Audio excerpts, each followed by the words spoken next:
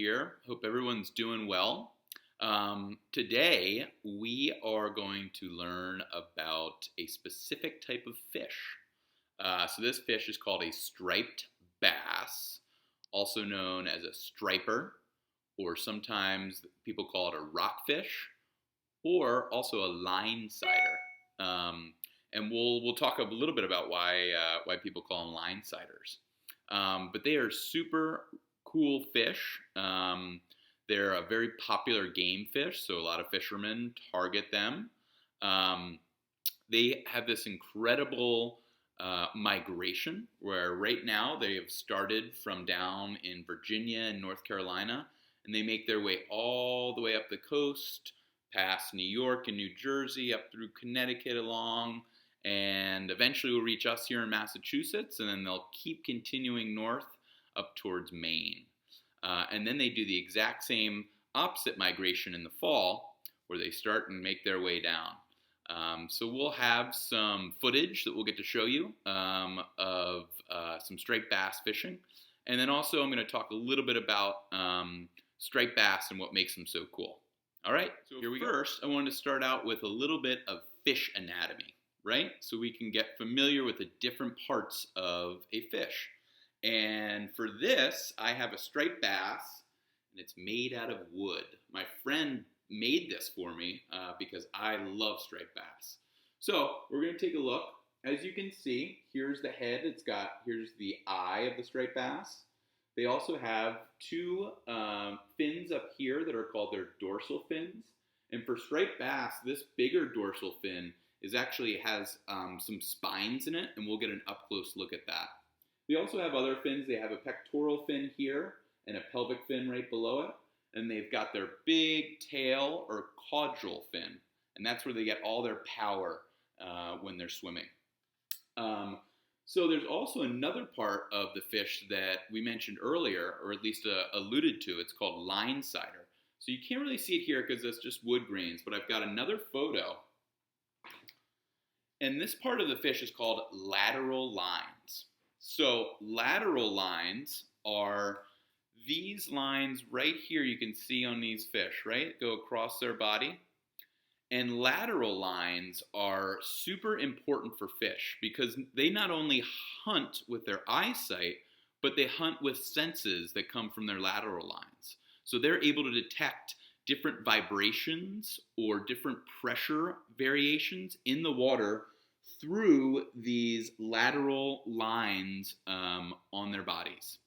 So what we're going to do is talk a little bit about what makes them really unique in the fact that they both live in the ocean and in rivers.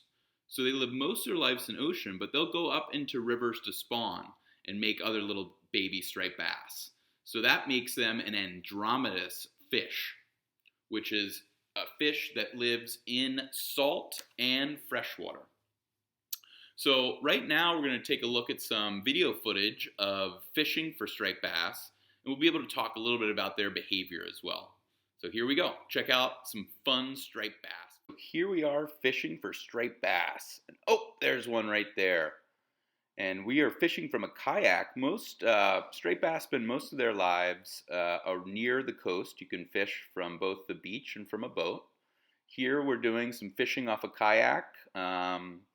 And you can see that these fish are a lot of fun. They're beautiful looking fish, and they give up a really hard fight as well.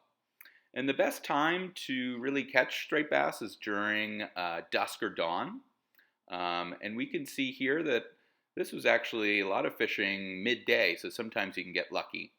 Here we'll take a look at a little closer to the fin here that I was talking about earlier and see those spikes, which are pretty cool, and you definitely want to be careful when handling that fish.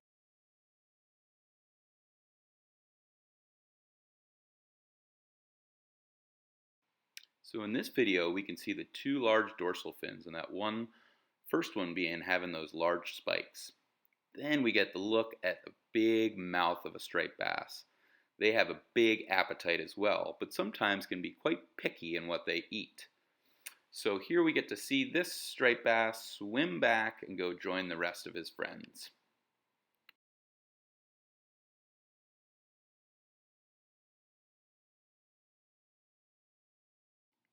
So in this video, we can take a look at the fish scales. These are little circular scales that kind of glimmer as they hit the light there. Do you see those? What's cool is fish scales can reveal the age of a fish in a fashion similar to the rings of a tree. So scales get larger as fish grows by adding growth circles. And this one is going to go back with his friends as well. I always love seeing those fish dart back into the deeper water. They're a really special fish. So I just want to recap what we learned today. And for striped bass, they have an amazing life cycle of that large migration all up and down the East Coast. And then also we learned a little bit about fish anatomy and the different parts of a striped bass. We learned about their lateral lines and how they can sense prey with that. We also learned about fish scales and how, just like a tree ring, a fish scale, if you look at it under a microscope, you can see little rings and it'll tell you exactly how old that fish is. So hopefully we get to learn about more fish, and I would love to hear from you about a particular fish that you're interested in.